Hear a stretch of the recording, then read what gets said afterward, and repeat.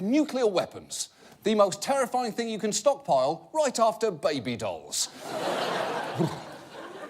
This week saw the biennial Nuclear Security Summit in Washington. All the major world leaders were there. Well, almost all of them.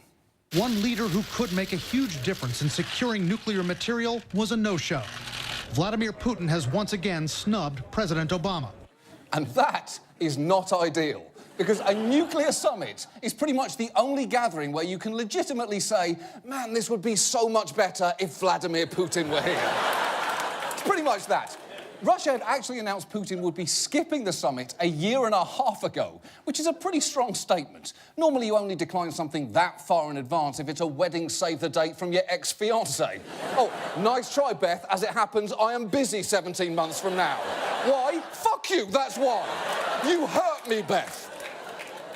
But even without Putin, there were plenty of issues regarding nuclear weapons to talk about, especially the fact that just 2 days before they gathered, America's potential next president mentioned that he would be perfectly comfortable with other countries becoming nuclear powers, including Japan and South Korea. At some point, we have to say, you know what? We're better off if Japan protects itself against this maniac in North Korea.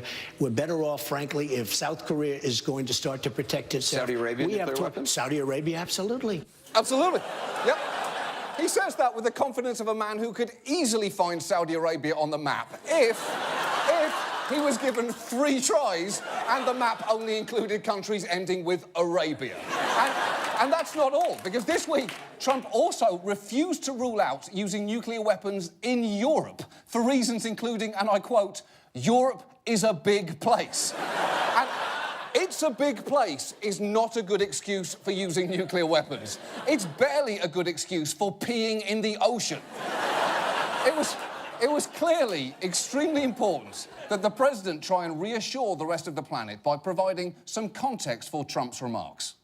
The person who made the statements doesn't know much about foreign policy or nuclear policy or the Korean Peninsula or the world generally. Yep. President Obama is basically implying there that you could fill a book with the things Donald Trump doesn't know, that book being the encyclopedia.